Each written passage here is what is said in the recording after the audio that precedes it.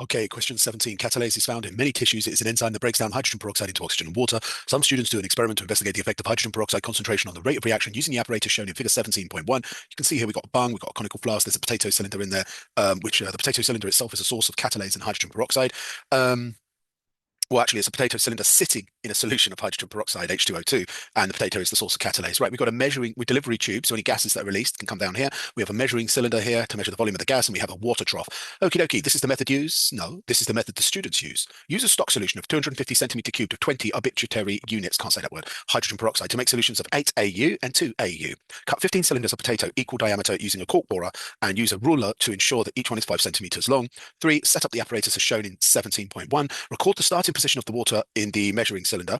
Place one cylinder of potato into the conical flask. Pour 50 centimeter cubed of 2 AU hydrogen peroxide into the flask. Immediately secure the bung and start a stopwatch. Record the volume of gas given off every 30 seconds for 3 minutes. Repeat steps 3 to 7 twice. Repeat steps 3 to 8 using 8 AU and 20 AU hydrogen peroxide. State the independent variable in this investigation. And then after you've stated the independent variable for 2 marks, describe how a student could produce an 8 AU solution from a 20 AU stock solution. Why don't you press pause on the video and have a go? Well, I'm going to go through the answers. So when you want to find what the independent variable is independent of the investigation. That means it doesn't change via the action of the experiment itself. It's independent of the experiment. It depends on the investigator. So you change it. So the independent variable is what the scientist changes. The dependent variable would be the volume of oxygen given off because that is dependent on the reaction, the actual chemistry or biology that's going on. What's independent of the investigation is down here right at the end is the concentration of hydrogen peroxide. That is not being controlled by the investigation. That's being controlled by the scientists. So we want to say hydrogen peroxide concentration for that first one, and that will get you the mark. So limit that in hydrogen peroxide concentration.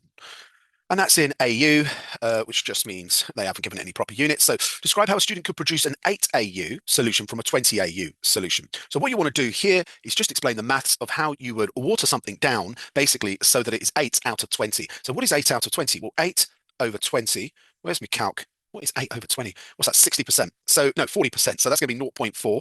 So you basically want something to be 40% as strong. So what you're going to do here is, depending on the volume you want a 2 to 3 ratio. So you want like a 2 to 3 ratio of water, of hydrogen peroxide, 20 AU to water. And of course, you want to use distilled water. And if you want to put that into amounts, let's say you wanted to produce 10 centimeters, then I would go 4 centimeters of cubed of hydrogen peroxide, which has the formula H2O2. You don't need to know that, by the way, to 6 centimeters of H2O. And that is going to get you a 40% strength of the original solution, right? Because you're only using 4 centimeters of the original solution and 6 centimeters of water. So it's 40% of 20, which is 8. Cool. Or if you preferred, you could do it out of 150. So you'd use 100, you could do 250. So 100 centimeters of the H2O2 hydrogen peroxide. And you could do that with 150 centimeters of water. So there's just another example of how you break it down. You could do 40 centimeters of hydrogen peroxide and 60 centimeters of water if you want to make 100 centimeters of stock solution. They didn't give us a volume, so you can give the examiner examples if you want, or you can just show the calculation and show how you came out. It's a 2 to 3 ratio. Beautiful. Okay, let's quickly mark for that as well. Let's move on. Liver tissue contains a higher concentration of catalase than potato. So it's more concentrated catalase enzyme in liver than in potato. So just 2 reasons why the student chose potato rather than liver. So the whole point here, the only reason to choose potato rather than liver is because it has a smaller concentration of the enzyme. So this has less enzyme, right? So why would you use the potato with less enzyme? What could possibly be the reason? It must be that if we use the liver, which has more enzyme, it's going to happen too fast. And why is that a problem? Well, it's harder to record all the details of a reaction if it happens too fast. So we want to say with liver, reaction happens too quickly. Now, what's the problem with that? It might be difficult to record. Maybe it would, with liver, the reaction happens too quickly is over too soon. I don't know if that will get us a mark. That seems a bit thing. Violent frothing, violent bubbling or frothing could like dislodge equipment or make it difficult to read measuring cylinder. So it could like bubble up in the measuring cylinder, dislodge the delivery tube. It could feel froth from the liver up in there. If it happens too quickly and it's over too soon, I think they were trying to do every 30 seconds for 3 minutes. Well, if it's over in a minute, then you can't do that, can you? So all of these could be viable answers. But yeah, essentially you should be able to work out, but it's because it's going to be too quick because this one has less enzyme and that one has more enzyme. So that rate of reaction is going to happen too fast. you're going to get more error in that. The potato cylinders were cut to equal lengths, suggests a further precaution the students should have taken when preparing them to ensure the investigation was valid. So you've got your potato, and essentially they've been cutting cylinders out of the potato. What should they have kept the same about the cylinders of potato? They cut them to equal lengths. What we want to do, I mean, the width was controlled by the potato borer, the thing that cuts into it. I would say the species of the potato, the species or variety of potato. They might say variety rather than species. So it's like a subspecies. So the species or variety of potato. What else do you want to keep the same? Make sure you have peeled the potato. You really got to check the mark scheme for this one because some of the things you might assume, like I guess the age, how old the age of the potato, older potatoes may have less of the enzyme, something like that in them. Okay, let's give ourselves a mark on that. Okay, let's move on. Oh gosh, it looks like some calculations. Some of the students' results are shown in the tables below. So we've got the results for the 2Au hydrogen peroxide. That means there's a low concentration of hydrogen peroxide. We've got the time taken. We got repeats, 1, 2, 3. We've calculated a mean, and we've got the standard deviation around the mean. So that's just the lowest to the highest. Let's zing down. 8Au, we've got 8Au, so a slightly higher concentration of hydrogen peroxide. And then we've got the results for 20Au, which is a much higher concentration of hydrogen peroxide. Of course, that's our substrate, and the catalase is the enzyme. Calculate the standard deviation. Ooh, got the equation there. Let's zoom in and make this a bit big for you, man. No, did he? Calculate the standard deviation for the 60-second result at 20Au hydrogen peroxide. Use the formula S equals what we've got the square root of the sum of x minus the mean squared over the total number of individual values minus 1, and that will give you the standard deviation. And we know it's at 60 seconds and at 20 AU. Let's check that one out there. It's 2 marks. So you're going to get 1 mark for calculating the mean, 1 mark for calculating your standard deviation. So we're looking at 60 seconds, and we're on this one here, which I've just got on the screen. So we want 60 seconds, and we need to calculate up. Oh, hold on. Hold on, Governor. What's the mean? The mean is 76.7, and we need to calculate the standard deviation. Okay, and then we can put that in there. So that's where we're going to put our answer, although to be honest, you can just write it down here. So 60 seconds, and our mean is 76.7. So we need to set this out like this, square root, and we need to do the sum of x minus the mean. So we're going to take the first result, which is, why am I using pink? That's the first question to ask. 78 minus 76.7. I want to square that, and then because we're doing the sum, I want to add these all together, obviously. I want to do 74 minus 76.7. You might say, why do you square it and then square root it? Aren't you cancelling it out? Well, by squaring it, you get rid of negative numbers. Like that's going to be a negative number. Doing a negative times a negative, you get a positive, and then you square root to get rid of the root after you've squared them all individually. So that's essentially why they do that. And then we're going to do 78. That's going to be the same answer, isn't it? Minus 76.7. We're going to square root there. And then that is going to be our x minus the mean, which is this, x minus the mean squared. So we're going to get that by adding that all together. And then we're going to divide that by n minus 1. And n minus 1 is 3 because there are 3 different values. And then we're going to minus 1. So 3 different values, minus 1. We basically divide it by 2, and that should get us our answer. Alrighty then, let's have a go. Smash it in the calc. Okay, so we got 3 minus 1 for n. What do we want? We want to add all of this stuff up. So if I square root that, I'm just going to simplify all of that. Let me switch to black. 1.69. And then that's what I get for that. Squaring that, then it's 74 minus 76.7. I'm going to get 7.29. That's what you should get in your brackets for that. And then 1.69 for that. Now, you're not going to get any marks for doing all of that. Sum all of that stuff, guys. And if you sum all of that, you will pick up 1 mark for working out that you're on top of the line. What's that called? Denominator, numerator, numerator. Oh, God knows. 10.67. So for working out what's up there, you're going to get 10.67. That will score you a mark. Remember, we still got to square root this bad boy. And then 3 minus 1 for our n, which is our number of values. We're going to have 2. And if we divide that by that, let's smash that in the calc. What is 10.67 divided by 2 equals 5.335. But we still need to square root it. 5.335. Square root that bad boy. And if we square root that, we're going to get something like 2. Square root answer, please, Bob. 2.309, I guess 2.31. So I'm going to get like 2.3 or 2.31 for that one. So there we go. All righty then.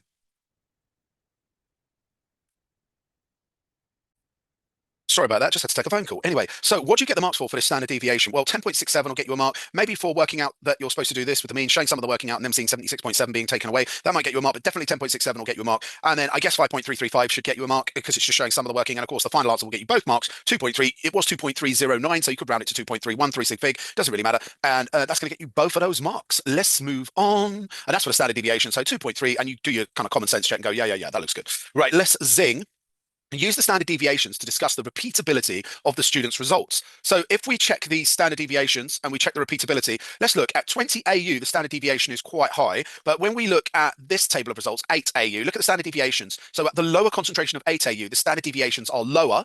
And if we go to an even lower standard deviation, concentration, what am I on about? 2 AU, so a lower concentration of substrate of hydrogen peroxide, we've got an even lower standard deviation. So the first comment is to say that as you decrease the hydrogen peroxide concentration or substrate concentration, the standard deviation is lower. It's more repeatable. But also that as time goes on, we can see with all of the concentrations, as time goes on, the standard deviation increases, so it becomes less repeatable. So that's what I want to put down. Can I remember it by the time I get to the rating? Probably not. So let's go at lower concentrations of hydrogen peroxide. Oh my gosh, check out that spelling, hydrogen peroxide. The SDs decrease, and so the it is more repeatable at lower concentrations. And then the second thing we noticed with all concentrations, at all concentrations, the results are more repeatable at small. Oh my gosh, what's happened to my writing? So at all concentrations. Jeez, this is painful to watch. I'm going to put this on high speed, so don't be surprised if you're listening to this because it's just taking too long for me to type out. At all concentrations, the results are more repeatable at lower times. Repeatable at lower times. Yeah, as they have smaller standard deviations. Okay, I think we got all the information there. Basically, the lower the concentration, the more repeatable, and also early on in the experiment, it is more repeatable. Okay. The students calculated the initial rate of reaction over the first 30 seconds. Calculate the rate of reaction over 30 seconds for the result at 2 AU hydrogen peroxide. I'm going to go up to the table so we can see it. So we want the rate of reaction 30 seconds, 2 AU. Let's boom.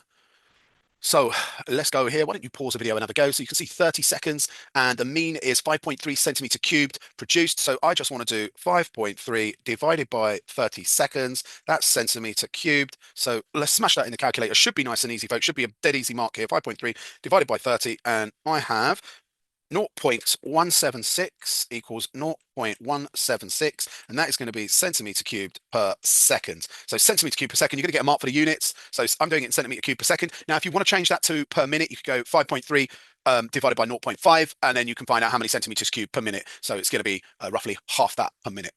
No, double that per minute. What is that going to be? 10.6 per minute. Okay, let's zing on. Okay, here we go. When analyzing the results, the students assumed the volume of oxygen collected was the same as the volume of oxygen produced from the breakdown of hydrogen peroxide. Suggest two reasons why the value the students recorded for the volume of oxygen might not accurately reflect the volume of oxygen produced. So they made the assumption that as the gas entered the measuring cylinder, this was equal to the amount of oxygen released by the hydrogen peroxide. Why might this have been a mistake? Let's check out the apparatus. Where's the apparatus? Oh my gosh, right up here. Okay, so if we check, let's zoom in on this. So if we check out this apparatus here, guys, then what the question's saying is they assume that the volume in there is all the oxygen given out from here, is equal to the oxygen giving out from here, that this is oxygen. Well, for a start, there might be other gases in the water or in the delivery tube. There's air in the delivery tube, right? That get pushed through. So it might not be just oxygen going in there. It could be other gases like carbon dioxide or air that is being pushed through here or pushed through. Also, some of our oxygen may escape if the bung is not correctly put in. It's not a perfect vacuum seal kind of thing. Some of the oxygen may escape, so it may not be equal. So those would be my reasons. Some oxygen escapes from the bung, and some of the gases entering the delivery tube, the measuring cylinder and delivery tube, are not oxygen. So that would be my 2 marks. There's probably a couple of other things we could waffle on about there, but let's find where the answer was. Oh my gosh, zing to zing. So what was our answer again? Some oxygen may escape through a leak in apparatus, such as bung not tight. Yeah, so some of the oxygen may escape. So what's the other thing we said? The other thing, my writing's coming out super small here. The other thing was some of the gas entering the measuring cylinder might not be oxygen, e.g., could be air or carbon dioxide from, was it a flask? I think it was a flask. I've even forgotten, from the flask or delivery tube. I mean, if the bung is not on correctly, it could be just air coming in from the bung as well, as we've stated in the first point. So there we go. That'll get you 2 fat marks. Right, let's move. Oh my gosh. 17.2 shows a graph of the students' results. So here we go, the volume of oxygen produced. 2AU is this one with the squares. 8AU is the one with the kind of whatever they're called, that look like diamonds. And then these little crosses are 20AU, the highest concentration. Explain the results for 20AU. How many marks is that, Bob? That's 3 marks. So we need to say kind of three things. So the way I would do this, you want to explain the results. So check out the different points. It's at its steepest here. Why are the results at their steepest there? So I'm going to say initially rate of reaction highest steep part of line. That is some bad English. So look how I spelled initially. Okay, the initial rate of reaction is the highest. And why is that? That's because there is more substrate available for collisions with active site of catalase or enzyme. So more enzyme substrate complex. I'm writing shorthand. Don't take your chance in the exam. Make sure you type it out. Enzyme substrate complexes um, are formed. Oh my gosh. So essentially, we've discussed and explained why the line is steepest there. We have the largest amount of products being produced because there are more enzyme substrate complexes forming, because this is the point of the reaction where we have the highest amount of active sites and substrates available for collision. Right. Now, why does the reaction start decreasing basically over time? So we want to say over time, the rate decreases uh, as substrate is used up, less enzyme substrate complexes form, right? So we've got less substrate, so therefore we're going to get less enzyme substrate complexes form. If I wanted to go detail, I could just try and over explain it and say like there's less collisions between the substrate and the active site, da da da da da, and then essentially that is going to explain the rest of this as well. So, but we might also want to say that the rate of reaction is higher than the others. So we might also want to say the rate of reaction is higher than the other concentrations because overall there is more substrate available, and so more oxygen will be produced. So let's say so volume of oxygen produced is greatest at 20.AU. Nearly missed this out. So the volume of oxygen produced is greatest at 20.AU as there is more substrate um, available. So more product or oxygen produced. Okay, so there's more gas produced because there's more substrate. So I think we've covered everything there. Bish, bash, bosh. Right, enough of that. Let's move on. Oh, my days. Is that the end of the question? Explain the results. Yeah, methinks it is.